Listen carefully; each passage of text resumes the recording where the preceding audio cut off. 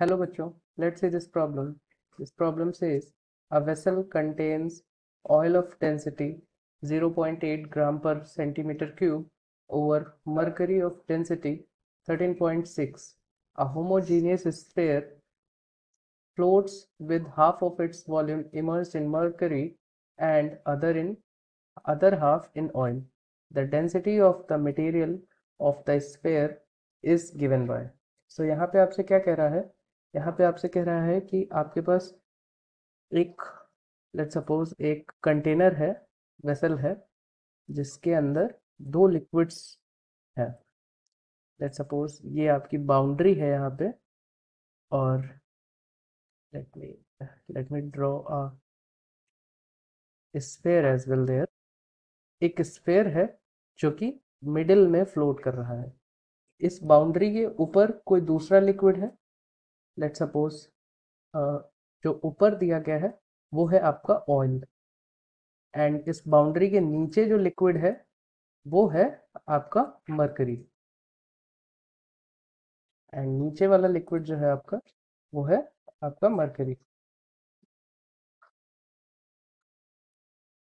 ये नीचे आपका मरकरी फिल्ड है, एंड ये आपका एक स्फेयर जो है वो इसमें फ्लोट कर रहा है। सो हम देख सकते हैं कि इसका हाफ जो है, हाफ पार्ट है वो ऊपर है और हाफ पार्ट नीचे है। सो हम ये सिंपली कह सकते हैं कि जो डेंसिटी ऑफ मरकरी होगी, जो डेंसिटी ऑफ मरकरी होगी वो डेफिनेटली इसकी डेंसिटी से ज़्यादा होगी, और जो डेंसिटी ऑफ ऑयल होगी वो इसकी डेंसिटी से कम होगी। Means this relation we can write here just based on the diagram. Okay, so हमसे यहाँ पे क्या कहा है? इसने कहा है कि डेंसिटी ऑफ मटेरियल बताइए, मटेरियल ऑफ द स्फीयर बताइए। सो यहाँ पे जो हम की कॉन्सेप्ट यूज करने वाले हैं वो क्या है? हमारा की कॉन्सेप्ट होगा यहाँ पे, वो होगा बोयेंसी फोर्स, या फिर हम कहें बोयंट force. बोयंट force.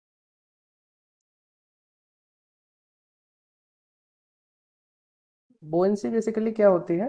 Buoyancy Archimedes principal के अकॉर्डिंग, अगर किसी भी स्फेयर पे को किसी भी लिक्विड में फ्लोट कराया जाता है, तो जो उसका जो डिस्प्लेस्ड लिक्विड होता है उसका weight of displaced liquid is equal to the weight of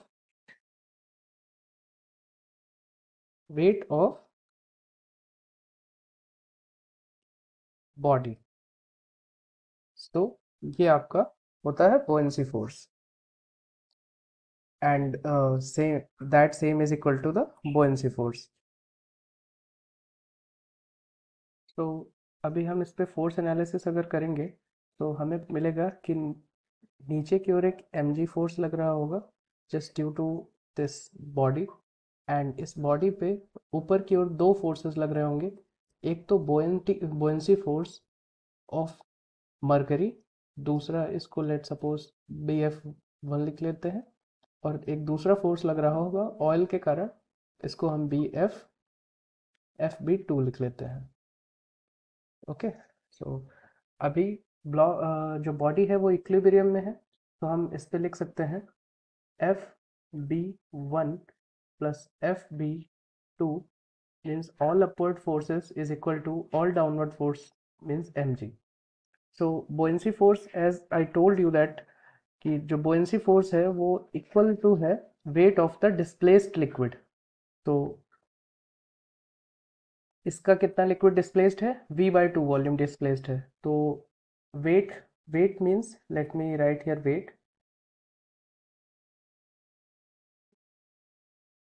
wait जो होता है वो इक्वल होता है मास इनटू ग्रेविटेशनल एक्सेलरेशन के।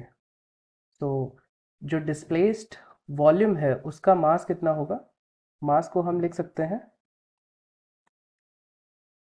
डेंसिटी इनटू वॉल्यूम के बराबर। सो इन दोनों का यूज़ करते हुए हम यहाँ पे लिख सकते हैं B1 के केस में density of mercury into half volume of this body, because half volume इस बॉडी का अगर इसमें सबमर्ज्ड है तो उतना ही वॉल्यूम यहाँ से डिस्प्लेस हुआ होगा मरकरी का। So density of mercury into volume of mercury displaced into gravitational acceleration. Then same हम इसके लिए ऑयल के लिए लिखेंगे, तो rho o into V by two into g, ये आ जाएगा।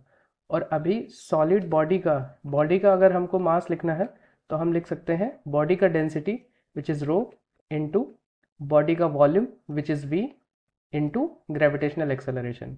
अभी हम वी एंड जी को कट कर सकते हैं, दोनों साइड है, तो हमारे पास आ जाएगा rho M by two plus rho o by two is equal to rho. So यहाँ से हम लिख सकते हैं कि रो जो है density of liquid is equal to the average of densities of mercury and oil. तो इसमें हम वैल्यूज सब्स्टिट्यूट करते हैं अभी। सो हम वैल्यू सब्स्टिट्यूट करेंगे तो rho is equal to 0.8 plus 13.6 divide by 2, ये आ जाएगा आपका 7.2 ग्राम पर सेंटीमीटर क्यूब। सो ये आपका करेक्ट आंसर हो गया। हम देखते हैं, ये आपका ऑप्शन सी है। So option C is your correct answer. Hope you understand it well. Best of luck.